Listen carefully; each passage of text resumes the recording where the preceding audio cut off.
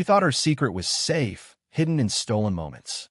But when her husband returned early, the truth unraveled. What he did next shocked everyone. Emily Thompson stood at the edge of the community center's bustling hall, her clipboard clutched tightly as volunteers darted around her, setting up tables for Seattle's annual food drive fundraiser. At 28, she'd built a reputation as the go-to marketing manager for local charities, her warm smile and knack for organization earning her quiet admiration. Tonight, she was in her element, directing caterers and greeting donors with a practiced ease that masked the unease simmering beneath her surface. Her phone buzzed in her pocket.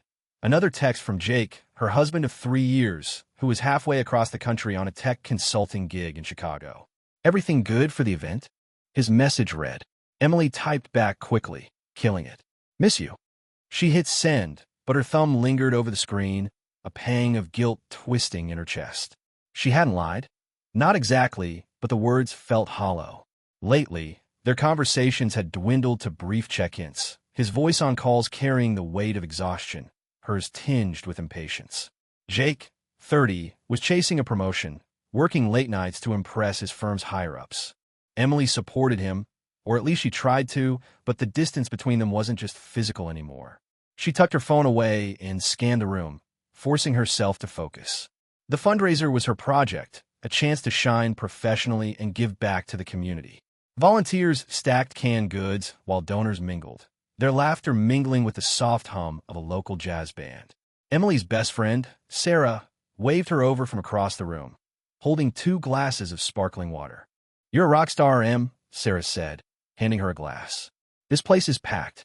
Bet you're raising thousands tonight." Emily grinned, the praise momentarily easing her tension. "Hope so.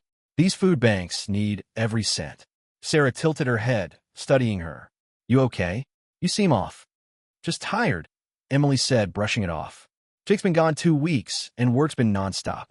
Sarah nodded, but her eyes lingered skeptical. Emily changed the subject, pointing out a donor who'd just pledged a hefty sum. She couldn't afford to let her guard down. Not here, not now. But the truth was, she felt like a passenger in her own life.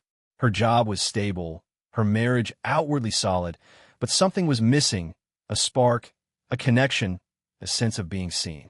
Later that night, after the last guest left and the volunteers began cleaning up, Emily's phone buzzed again.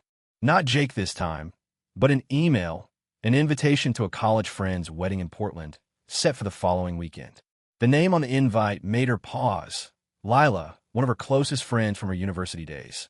Memories flooded back. Late-night study sessions, road trips, and a certain ex-boyfriend who'd once set her world on fire. She shook the thought away and replied, confirming her attendance. When she called Jake that night, his voice crackled through the line, distant and distracted. "Portland, huh? Sounds fun," he said mid-yawn.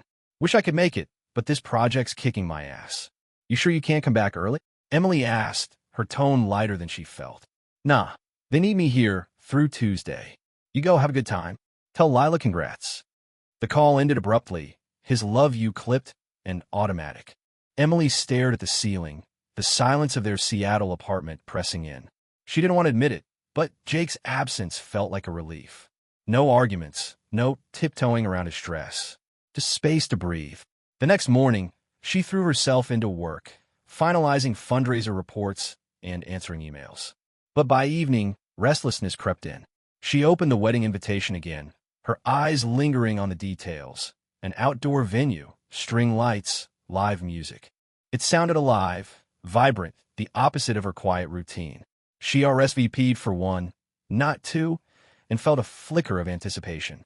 Friday came, and Emily drove to Portland, the 3-hour trip giving her too much time to think. She cranked the radio to drown out her thoughts, but they kept circling back to Jake. He'd promised the Chicago project would mean a promotion, less travel, more time together. But promises weren't enough anymore. She wanted to feel wanted, not like an item on his to-do list. The wedding venue was a sprawling garden, alive with laughter and the clink of glasses. Lila, radiant in white, pulled Emily into a hug. "You made it. I was worried you'd bail." "Wouldn't miss it," Emily said, forcing a smile. She mingled, catching up with old friends, but felt like an outsider, her laughter a beat too late. Then she saw him, Ryan, her ex from college, leaning against a bar table, his posture relaxed but his eyes sharp. He hadn't changed. Same confident tilt of his head, same crooked smile that used to unravel her. Their breakup had been messy, all passion and no closure, but seeing him now stirred something dangerous. He caught her gaze and raised his glass. "Emily Thompson," he said, crossing the distance between them. "Been a while." Her heart kicked up a notch. "Ryan, didn't expect to see you here. Lila's my cousin. Couldn't skip this one." He leaned closer, his voice low. "You look good. Happy?" The question caught her off guard. She deflected with a laugh. "Happy enough. You?" He shrugged, his eyes never leaving hers. "Depend on the day." They talked, the conversation flowing too easily, like slipping into an old habit. He asked about her job, her life, steering clear of Jake. She asked about his travels, his photography business. The band shifted to a slow song, and Ryan held out his hand. "Dance?" She hesitated, then took it. His grip was firm, familiar, pulling her closer than she expected. As they moved, the crowd faded, and for a moment, it was just them, her heart racing, his breath warm against her ear. When the song ended, he didn't let go right away. "Walk with me," he said, nodding toward the garden's edge, where string lights gave way to shadows. Emily's pulse quickened. She knew she should say no, but her feet moved anyway, following him into the dark. Emily's heart pounded as she followed Ryan past the wedding's glowing string lights into the shadowed edge of the Portland garden. The music faded to a distant hum, drowned out by the crunch of gravel under their steps and the rush of her own pulse. Ryan stopped near a cluster of trees, turning to face her, his eyes catching the faint glow from the venue. "You didn't answer my question earlier," he said, his voice low, teasing. "Are you happy, Emily?" She swallowed, caught off guard again. "I'm fine, Ryan. Life's good." The lie tasted bitter, but she forced a smile. He stepped closer, close enough that she could smell the faint trace of his cologne. "Fine's not the same as happy. I remember you, Em. You used to light up a room. Now you're holding back." Her stomach twisted. He saw through her, just like he always had. In college, Ryan had been her wildfire, unpredictable, consuming, pulling her into moments she couldn't control. Their breakup had left scars, but standing here now, the pull was undeniable. She stepped back, breaking the moment. "I should get back to the party." He nodded, but his smirk said he wasn't convinced. "Here's my number," he said, pulling out his phone. "In case you change your mind about catching up." She hesitated, then typed his contact into her phone, her fingers moving before her brain could catch up. "Just friends, Ryan," she said, more to herself than to him. "Sure," he replied, his tone light, but his eyes heavy with intent. Back at the wedding, Emily rejoined the crowd, grabbing a drink to steady her nerves. Lila dragged her to the dance floor, and for a while, she lost herself in the laughter and rhythm. But Ryan's presence lingered, his number burning a hole in her phone. When she left the venue at midnight, her head buzzed with wine and unresolved tension. The drive back to Seattle was a blur. She didn't call Jake that night, telling herself he was probably asleep. But the truth was, she didn't want to hear his tired voice, didn't want to feel the distance that had grown between them. Instead, she opened her phone and stared at Ryan's contact, her thumb hovering over the message icon. By Monday, Emily was back at her marketing job, pitching campaign ideas and smiling through client calls. But her focus slipped. Emails went unanswered, deadlines crept closer. During a lunch break, she texted Ryan, "Good seeing you. You in Seattle anytime soon?" His reply came in seconds. "This weekend. Dinner?" She stared at the message, her heart racing. She should delete it, block him, move on. But the emptiness she'd been carrying for months gnawed at her. She typed back, "Sure. Let me know when." The week dragged on, each day a tug-of-war between guilt and anticipation. Jake's calls were brief, his updates about the Chicago project clipped and mechanical. "We're close to wrapping up," he said Thursday night. "Might be back by Tuesday." "Great," Emily replied, her voice steady despite the knot in her chest. "Miss you." "Miss you too," he said, but the words felt like an afterthought. When the call ended, she felt more alone than ever. Saturday night, Emily met Ryan at a quiet diner downtown, far from her usual haunts. He was already there, leaning back in a booth, his casual confidence drawing eyes from nearby tables. They talked over burgers and fries, the conversation light at first, old college stories, his latest photography gigs. But as the night wore on, The air between them thickened. "You're different," Ryan said, leaning forward. "Not in a bad way. Just caged. Like you're afraid to let go." "I'm married, Ryan," she said, her voice firm but her resolve shaky. "I've got responsibilities." He raised an eyebrow. "Doesn't mean you're not allowed to feel alive." The words hit harder than she expected. She changed the subject, but his gaze stayed locked on her, stirring something she'd buried years ago. When they left the diner, he suggested a walk along the waterfront. The Seattle skyline glittered across the water, and the cool night air did little to calm her nerves. They stopped near a pier, the city's lights reflecting on the waves. Ryan turned to her, his hand brushing hers. "Tell me you don't feel this," he said, his voice barely above a whisper. Emily's breath caught. She wanted to deny it, to walk away, to call Jake and confess everything. But instead, she leaned in, and he kissed her, slow at first, then urgent, like a dam breaking. The world narrowed to the press of his lips, the heat of his hands. When they pulled apart, her heart was pounding, her mind racing with equal parts thrill and dread. "I can't do this," she said, stepping back, her voice shaky. "Then why did you?" he asked, not accusing, just curious. She had no answer. They parted ways, but the kiss lingered, a reckless spark that refused to fade. By Sunday, Ryan was texting again, suggesting another meetup. Against her better judgment, Emily agreed. They met at a cheap motel on the city's outskirts, the kind of place where no one asked questions. The room was dim, the bed creaking, but none of it mattered. For an hour, Emily wasn't a wife, a marketing manager, or a charity organizer. She was just alive, lost in a moment that felt like freedom. The next morning, guilt hit like a tidal wave. She deleted Ryan's texts, swore it was a one-time mistake. But when he messaged again, she didn't block him. Instead, she met him again, twice more that week, each encounter more reckless than the last. She told herself it was temporary, a way to fill the void Jake's absence had left. But deep down, she knew she was spiraling. Meanwhile, Jake's suspicions grew. Her delayed responses, her vague excuses about late nights at work, it didn't add up. In Chicago, he sat in his hotel room, staring at his phone, the weight of doubt settling in. He'd always trusted Emily, but something was off. On a whim, he called a private investigator, a discreet professional recommended by a colleague. "Just follow her," Jake said, his voice tight. "I need to know." The investigator didn't take long. By Friday, he sent Jake a file, photos of Emily and Ryan at the diner, walking by the waterfront, entering the motel. Jake stared at the images, his jaw clenched, his heart sinking. He didn't call her, didn't confront her. Instead, he booked an early flight back to Seattle, his mind racing with a plan. Not for revenge, but for answers. Emily, oblivious, returned home from work that evening, her phone buzzing with another text from Ryan. She smiled, then caught herself. The thrill was addictive, but the guilt was heavier now, a shadow she couldn't shake. As she locked her apartment door, she didn't notice the car parked across the street, its driver watching her every move. Emily woke to the sound of her phone buzzing on the nightstand, the screen glowing with a text from Ryan. "Tonight?" Her heart skipped, a mix of excitement and dread. She typed a quick reply, "Maybe, call you later," and got ready for work, pushing the guilt to the back of her mind. It was Saturday, but her marketing team had a deadline looming, and she needed the distraction.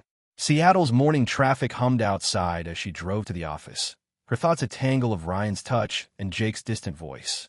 At the office, she buried herself in spreadsheets and client emails, but her focus faltered.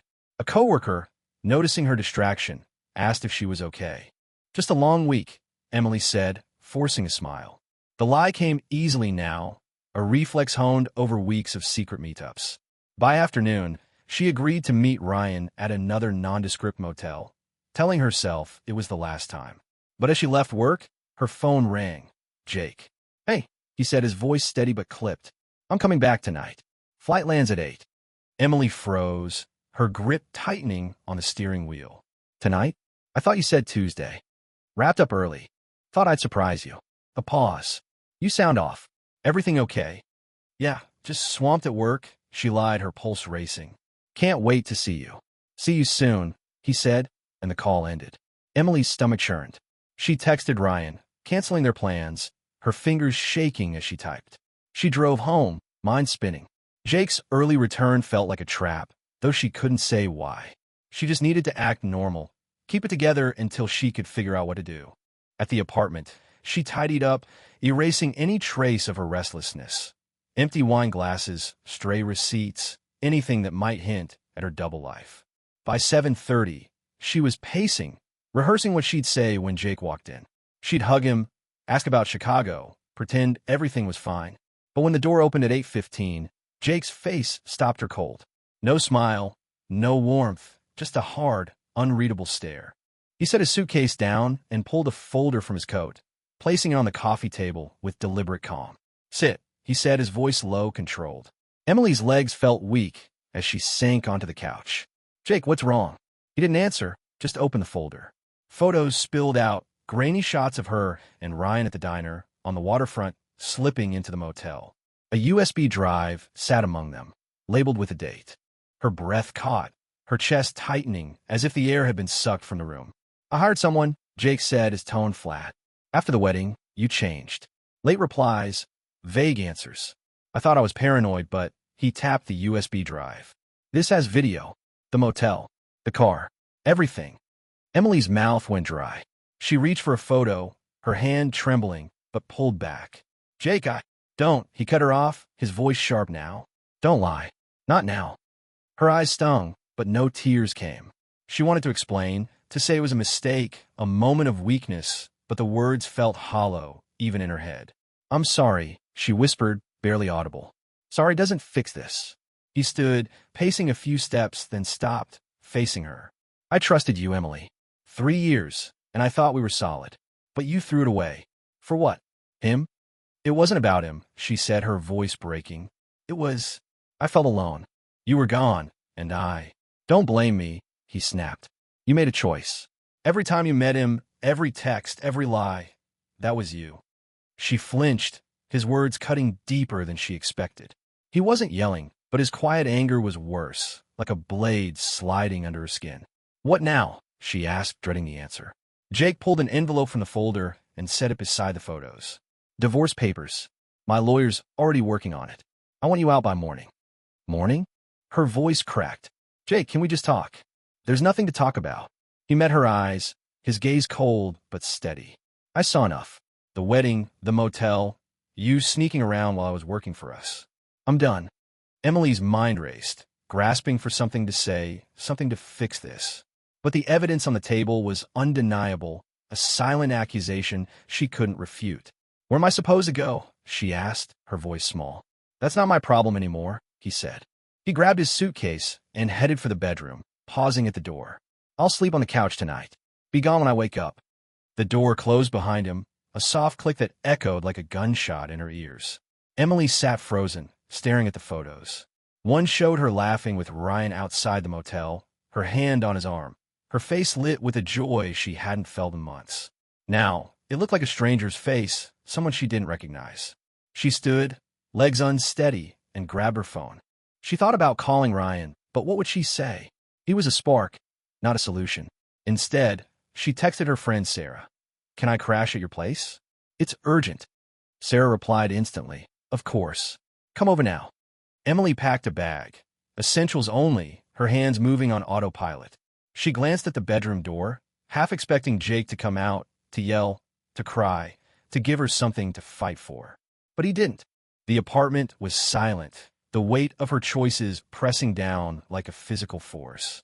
She drove to Sarah's small apartment in Capitol Hill, her eyes dry, but her chest tight. Sarah opened the door, concern etched on her face. "What happened?" she asked, pulling Emily inside.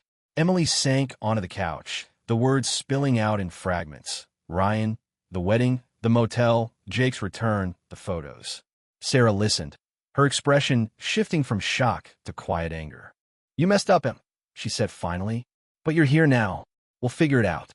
Emily nodded, but she felt untethered, like she'd lost her anchor. Jake's face, his cold resolve, haunted her. He hadn't screamed or cursed. He'd just dismantled their life with a few words and a folder. And the worst part? She couldn't blame him. As she lay on Sarah's couch that night, sleep wouldn't come. Her phone sat silent. No text from Ryan, no calls from Jake. She opened the wedding invite on her email, staring at it like it was the starting point of her unraveling. Tomorrow, she'd face the fallout. But for now, she was alone with the truth. She'd broken something that couldn't be fixed. Emily woke on Sarah's couch, her neck stiff and eyes gritty from a sleepless night. The events of the previous evening replayed in her mind. Jake's cold stare, the photos on the coffee table, the divorce papers. She checked her phone, hoping for a message from him, a crack in his resolve, but there was nothing. Just a text from Sarah, at work. Coffee's in the kitchen. We'll talk tonight. Emily dragged herself up, the weight of her choices settling heavier with each passing hour. She spent the morning in a daze, unpacking her small bag in Sarah's cramped guest room. Her phone buzzed, a call from her mother. Emily hesitated, then answered. How could you do this? Her mother's voice was sharp, trembling with disappointment. Your father's devastated. He could barely get through his sermon this morning. Everyone's talking, Emily. Talking. Emily's stomach dropped. What do you mean? The church, the community, they know something's wrong. Jake didn't say anything, but people aren't stupid. Her mother's tone hardened. You need to fix this, or stay away. The call ended abruptly, leaving Emily staring at the screen.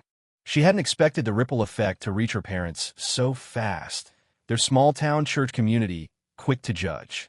She wanted to call Jake to beg for a chance to explain, but the memory of his final words, "Be gone when I wake up," stopped her. Instead, she texted Ryan, "We need to talk. Now." His reply came an hour later. "Busy today. Tomorrow?" The casual dismissal stung, but Emily didn't push. She needed to focus to figure out her next steps. Sarah's apartment felt like a temporary shelter, but she couldn't stay forever. She opened her laptop and started searching for cheap rentals in Seattle, her fingers pausing over job listings. Her marketing role was secure, but returning to the office meant facing whispers, curious glances, maybe even pity. By Monday, Emily forced herself back to work. She sat through meetings, nodding at the right moments, but her mind was elsewhere. A colleague asked about Jake, and she mumbled something about him being busy with work. The lie felt flimsy, but no one pressed. Still, she noticed the sidelong glances, the hushed conversations that stopped when she approached. Had Jake said something? Or was her guilt projecting itself onto everyone around her? That evening, she met Ryan at a coffee shop near Pike Place Market. He was late, strolling in with a careless grin that grated on her nerves. You okay? He asked, sliding into the booth across from her. Heard you had a rough weekend. Emily's jaw tightened. Jake knows everything. He had a private investigator. Photos, videos, the works. He's filing for divorce. Ryan's grin faded, but he didn't look surprised. That's heavy. What are you going to do? What am I going to do? She leaned forward, voice low but sharp. This isn't just about me, Ryan. You were there too, and now my life's falling apart. He shrugged, sipping his coffee. I didn't sign up for drama. We had fun, that's all. Her chest tightened, anger flaring. Fun? That's what you call it. I threw away my marriage for this, for you. Don't put that on me, he said, his tone cool. You wanted it as much as I did. Don't act like I forced you. Emily stared at him, the truth of his words cutting deep. She made every choice, every step, knowing it was wrong. Ryan wasn't the answer. He was just the catalyst. She stood, grabbing her bag. We're done. He didn't stop her as she walked out, the door chime echoing behind her.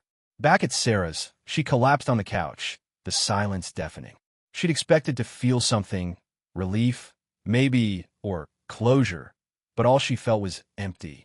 Ryan's indifference was a mirror, reflecting her own recklessness back at her. Days turned into weeks. Emily found a small studio apartment, a bare space she could afford on her salary. She moved in, setting up a folding chair and a mattress, her life reduced to essentials. Work became her anchor, but even there, she felt like a ghost. Colleagues stopped asking about Jake, sensing the shift. Her family's calls dwindled. Her mother sent one text, urging her to make things right, but offered no support. Her father didn't reach out at all. Jake, meanwhile, moved forward with surgical precision. His lawyers sent papers, outlining a clean split. No alimony, no shared assets beyond what they'd already divided. He didn't leak the photos or videos, didn't spread rumors. His silence was louder than any public shaming could have been. Emily signed the papers, her hand steady but her heart racing. It was official. Their marriage was over. One night, unable to sleep, Emily scrolled through old photos on her phone.